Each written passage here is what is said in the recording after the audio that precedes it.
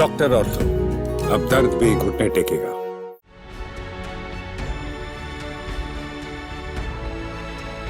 Iran Israel के बीच छिड़ा युद्ध थमने का नाम नहीं ले रहा, बल्कि दिन प्रतिदिन और बढ़ता जा रहा है। इजराइल के साथ साथ अमेरिका ने भी ईरान पर हवाई हमले करने शुरू किए हैं, जबकि इजराइल ने ईरान पर मौजूदा हमलों में फोर्डो न्यूक्लियर साइट को फिर से निशाना बनाया है। ईरान की तस्नीम न्यूज़ एजेंसी ने बताया कि हमला ठीक उसी जगह किया गया जहां रविवार सुबह अमेरिका ने बस्टर बम गिराए थे। इजरायली सेना ने सोमवार सुबह ईरान के 6 airport Mashhad, Tehran, Hamdan, देज़फुल, Shahid बख्तरी और तबरीज पर भी ड्रोन हमले किए। इनमें ईरान के 15 फाइटर जेट और हेलीकॉप्टर नष्ट करने का दावा किया गया है। परमाणु ठिकानों पर लगातार हमले के बीच ईरान के उप विदेश मंत्री माजिद तख्त रवांची ने कहा कि ईरान अपना परमाणु कार्यक्रम नहीं रोकेगा। ईरान के मिलिट्री सेंट्रल कमांड के प्रवक्ता इब्राहिम ज़ोल्फागरी ने कहा, गैम्बलर ट्रंप, आपने युद्ध शुरू जरूर किया है, लेकिन इसे खत्म हम करेंगे।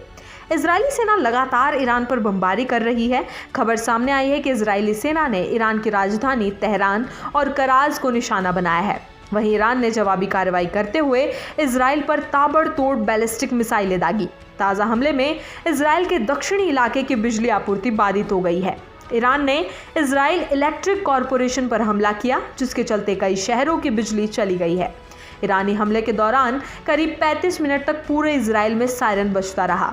ईरान पर अमेरिकी हमले का असर पाकिस्तान में देखने को मिल रहा है। पाकिस्तान ने क्षेत्रीय स्थिति की चर्चा के लिए NSC की एक आपात बैठक बुलाई, जिसमें इस पर चर्चा की गई। वहीं वॉशिंगटन आधारित मानवाधिकार समूह के मुताबिक इजरायली हमलों में 950 ईरानी नागरिक मारे गए हैं और 3450 से ज़्यादा घायल हुए हैं।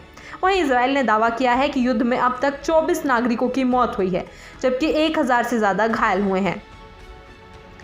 वहीं संयुक्त राष्ट्र महासभा के महासचिव एंटोनियो गुटरेस ने कहा कि ईरान के परमाणु ठिकानों पर अमेरिकी हमला एक खतरनाक मोड़ है। हमें तुरंत और निर्णायक रूप से कार्रवाई करनी होगी ताकि लड़ाई रोकी जा सके, ईरान के परमाणु कार्यक्रम पर गंभीर और बातचीत फिर से शुरू हो सके। इसके अलावा रूस और चीन ने हमले की निंदा की है। संयुक्त राष्ट्र में चीन के राजदूत फू कोंग ने कहा, पश्चिम एशिया में हथियार के बल पर शांति स्थापित नहीं की जा सकती है।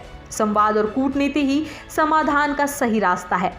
ईरानी परमाणु मुद्दे पर कूटनीतिक विकल्प अभी समाप्त नहीं हुए हैं, शांति का रास्ता अब भी खुला है। जबकि रूस के राजदूत वासिली नेबेंजिया ने ईरान पर हमले की तुलना इराक युद्ध से की है। उन्होंने कहा कि एक बार फिर अमेरिका हमें काल्पनिक कहानी परोस रहा है। अमेरिका के इस कदम से पश्चिम एशिया में लाखों लोगों को पीड़ा झेलनी पड़ेगी। इससे पता चलता है कि अमेरिका ने इतिहास से कुछ नहीं सीखा। वहीं सुरक्षा परिषद की बैठक में अमेरिका ने कहा कि अब निर्णायक कार्रवाई का समय है। अमेरिका ने सुरक्षा परिषद से अपील की है कि ईरान से कहा जाए कि वो इजराइल को मिटाने की अपनी नाकाम कोशिशों को बंद करे, परमाणु हथियार बनाने की अपनी कोशिशों को रोके। ईरान परमाणु कार्यक्रमों को छिपाता रहता है। वहीं कतर ने भी गंभीर चिंता व्यक्त करते हुए चेतावनी दी है कि ये तनाव भयानक रूप ले सकता है। साथ ही कुवैत, कतर और सऊदी अरब सहित IEA ने परमाणु साइट से किसी तरह के रेडिएशन के रिसाव की कोई सूचना नहीं दी है। मिस्र, जॉर्डन और UAE जैसे देशों ने भी सभी पक्षों से क्षेत्रीय अस्थिरता से बचने का आग्रह करते हुए आगे तनाव नहीं बढ़ाने का आग्रह किया है। सऊदी अरब, UAE, कतर, अमेरिका और ईरान दोनों को ही संकेत दे रहे हैं कि वे अपने हवाई क्षेत्र या ठिकानों का किसी तरह के हमले के लिए इस्तेमाल नहीं होने देंगे। साथ ही ये देश ईरान के पलटवार की स्थिति में हाई अलर्ट पर हैं।